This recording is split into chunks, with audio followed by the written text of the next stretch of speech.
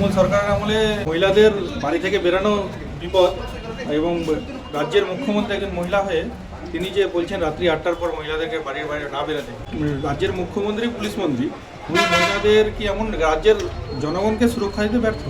এটাই প্রমাণ করে দিচ্ছে যে রাজ্য সরকারের ব্যর্থতা। কর্মসংস্থান নিয়ে তো সেটা দেখলেই কর্মসংস্থানে কী পরিস্থিতি, বিভিন্ন বেসরকারি সংস্থান তারা রাজ্য ছেড়ে অন্য জায়গায় চলে যাচ্ছে।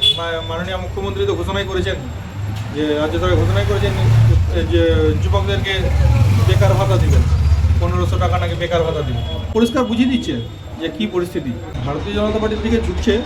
কারণ ইতিমধ্যে বিভিন্ন জায়গায় এমনকি পশ্চিমবঙ্গ রোজগার মেলার মাধ্যমে মাননীয় নরেন্দ্র মোদীজির নেতৃত্বে ভারত সরকার বিভিন্ন বিভাগে অ্যাপয়েন্টমেন্ট দিচ্ছে যুবকদেরকে।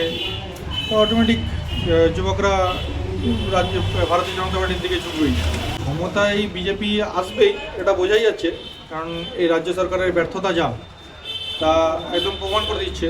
এবং ডবল ইঞ্জিনের সরকারের মাধ্যমে অলরেডি আমরা দেখতে পাচ্ছি যে বিহার, গুজরাট মডেল তো আছেই, প্রায় 20-21টি রাজ্যে বিজেপি এবং সমর্থিত দলদের নিয়ে সরকার আছে। সেগুলোতে দেখতেই পাচ্ছি যে কীরকম কর্মসংস্থান আছে, কীরকম সুরক্ষা আছে। উত্তরপ্রদেশ মডেল সবাই জানে, সারা ভারত কি এমন গোটা বিশ্ব জানে উত্তরপ্রদেশ মডেল কি। মনে হচ্ছে কি সারা পশ্চিমবঙ্গবাসী 100% শিওর যে ভারতীয় জনতা পার্টির সরকার পশ্চিমবঙ্গে গঠন হচ্ছে নরেন্দ্র মোদীজির নেতৃত্বে। ডাবল ইঞ্জিন সরকার, দিল্লিতেও কেন্দ্রে বিজেপি সরকার এবং পশ্চিমবঙ্গে বিজেপি সরকার, দুই সরকার মিলে পশ্চিমবঙ্গকে এগিয়ে যে নিয়ে যাবে সোনার বাংলার দিকে তা একদম পরিষ্কার।